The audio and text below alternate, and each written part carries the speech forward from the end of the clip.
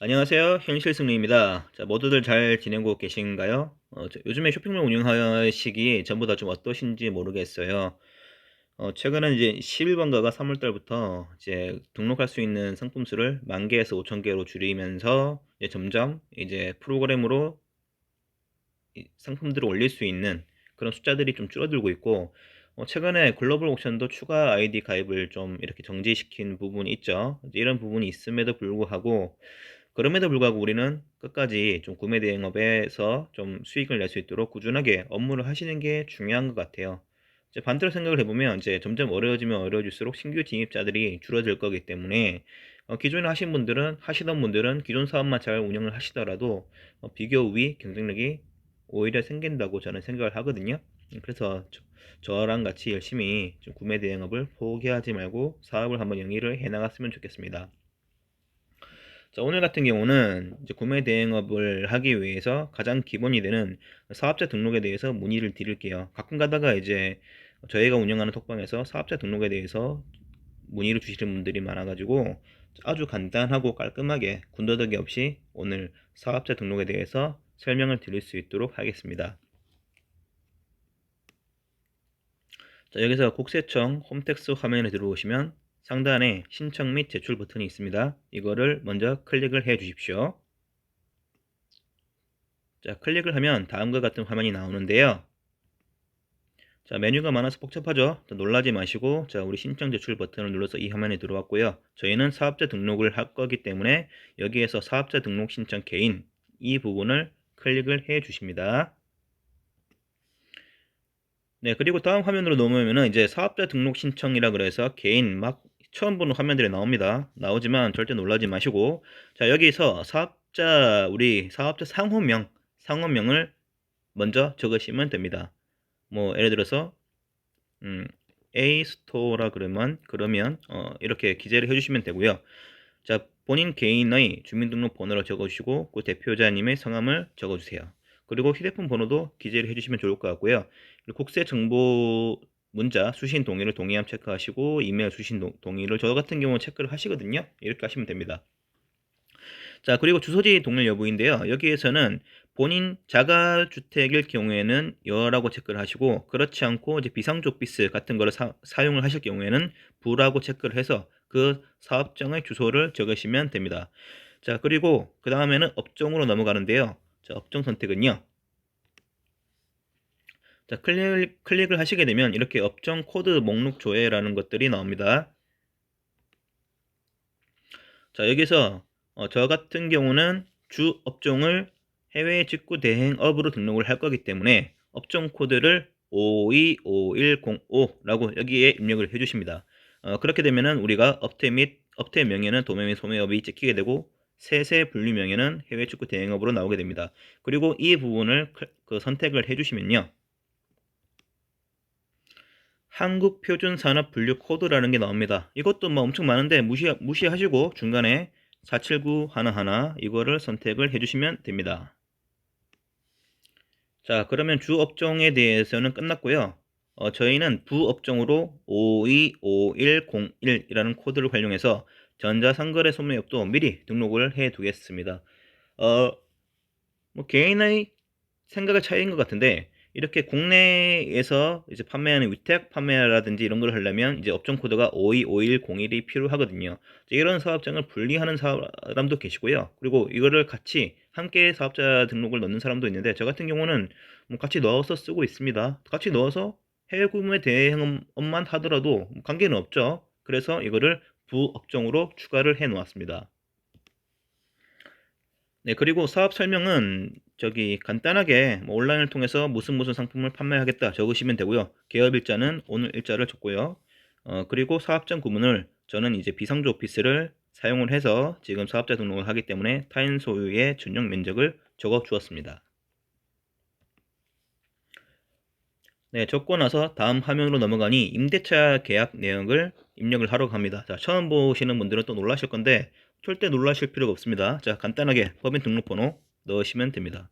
자, 저 같은 경우는 이제 사업자랑 계약을 했기 때문에 법인 등록번호를 넣었고요. 만약에 개인과 거래를 하셨으면 주민등록번호라든지 개인 사업자 등록번호를 넣으셔서 확인을 누르시면 됩니다. 뭐 대표자, 그 계약서상의 갑이겠죠. 그분의 성함을 넣으시고 확인을 누르시면 정보가 맞다 틀리다라고 뜰 거예요. 보통 맞다라고 뜬다는 전제하에 그 다음에는 우리가 이제 임대차 부동산, 즉 비상조 오피스의 경우에는 그 비상조 오피스의 실제 주소를 여기에 기재를 해주시면 됩니다. 동, 층, 호까지 잘 입력을 해주시면 아주 무리 없게 넘어갈 수 있겠습니다. 자, 또 넘어가시면 이제 공동사업자 정보 입력 화면이 나오는데 이거는 보통 개인 사업자시기 때문에 없음이라고 체크를 하세요. 뭐 공동일 경우에는 공동이라고 체크를 하겠지만 보통 쇼핑몰은 개인 사업자이기 때문에 없음이라고 체크를 하시면 됩니다. 그리고 사업자 유형 선택도 중요합니다. 중요한데 보통 처음 하실 경우에는 간이 사업자로 선택을 하시면 되고요. 이미 일반 사업자를 가지고 계시면 보통 일반으로 체크를 합니다. 간이가 좋냐, 일반이 좋냐?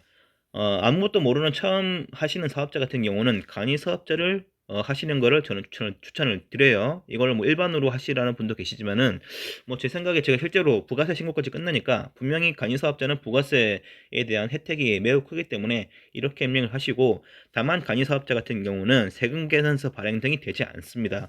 그때는 세금 계산서 발행이 필요할 때 그때 가서 고민을 하시는 것도 나쁘지 않을 것 같아요. 간이에서 일반으로 전환을 할 수 있지만 일반에서 간이 전환을 하시는 것은 굉장히 힘드시기 때문에 먼저 간이 사업자로 쇼핑몰 같은 경우는 운영하시는 것을 저는 권장드리겠습니다. 자, 필요하시면 이제 창업자 멘토링 서비스 여를 체크하셔도 되고요. 저는 뭐 이미 이런 내용들을 어느 정도 인지를 하고 있기 때문에 부라고 체크를 하겠습니다. 뭐 의제, 주류, 면허 신청은 없음 체크를 하시고요. 뭐 유흥업소 내역은 뭐 그대로 해당 업소 놔두시면 됩니다. 자, 그리고 아래 내용도 뭐 특별히 손잡 건 없어요. 자, 이렇게 해서 넘어가도록 하겠습니다. 자, 이렇게 이제 아래로 내려가시게 되면은 좀 중요한 게 서류 송달 장소도 중요한 것 같아요. 송달받을 장소를 기타나 해당 없음을 하지 마시고 그냥 집에 있는 주민등록상 주소로 하는 게 좋을 것 같아요. 왜냐면 이거는 홈택스에서 세무서에서 날라오는 여러 가지 서류이기 때문에 이거는 주민등록상 주소로 체크를 해서 본인 집 주소를 적으시고 나중에 이사를 가시게 되면 그 서류를 수정할 수 있도록 하겠습니까? 라는 물음도 나오는데 그렇게 체크를 하시는 거를 저는 권장드려요.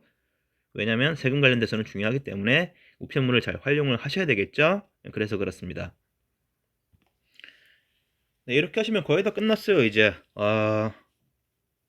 뭐 해보시면 그렇게 어렵지는 않죠. 자, 마지막인데 이제 제출 서류 선택인데 자가일 경우에는 특별히 상관이 없지만 보통 이제 우리가 비상조 사무실 같은 임대차를 맺었을 경우에는 임대차 계약서 사본을 여기에다가 첨부를 하시면 돼요. 이거를 눌러주시면 첨부 파일을 넣는 화면이 나오기 때문에 그대로 첨부를 하시는 겁니다.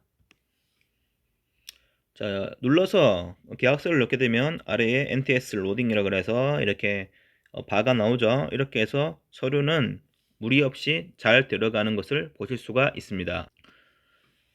그렇게 임대차 계약서까지 제출을 하고 나서 이제 우리가 제출한 서류를 미리 보실 수가 있거든요. 그러면 클릭을 하시면 이렇게 PDF 변환 뷰어라 그래서 제출한 서류들을 쭉 나오게 됩니다. 저는 6페이지까지 서류가 생성이 되었고 여기에서 본인이 사업자 명의라든지 전화번호라든지 사업장 주소라든지 집 주소라든지 이런 것들을 이상 없이 입력을 하셨는지 잘 확인을 하시고요. 특히 간이 사업자인 분들은 간이 사업자인지를 잘 체크를 하시는 게 중요합니다. 자, 이렇게 하시게 되면은 이제 제출 서류를 확인하였습니다. 눌러주시고 아까 전에 말씀드린 제출 서류 확인하기를 누르고 이상이 없을 경우에는 우측 하단에 있는 신청서 제출하기를 누르시면 됩니다.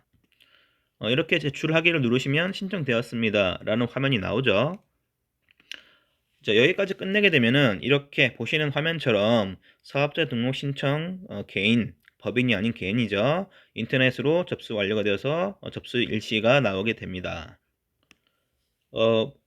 이렇게 사업자 등록 같은 경우도 뭐 하나씩만 하시는 분들이 계시는데요. 여기 보시게 되면은 저 같은 경우는 다른 일을 하면서 짬짬이 이제 사업자 등록을 한 번에 4개를 오늘 신청을 했고요. 여기 보시게 되면 12분, 17분 거의 5분 만에 사업자 등록을 하나를 마친 거를 볼 수가 있죠. 이렇게 사업자 등록 자체를 하는 거는 그렇게 어렵지가 않기 때문에 뭐 한마디로 쫄지 마세요. 그냥 사업자 등록을 하시면 돼요. 여러분들이 사업을 정상적으로 이렇게 영위를 하셔가지고 수익을 내고 그 수익을 활용해서 부가세랑 나중에 종합소득세를 낼 거 아니에요.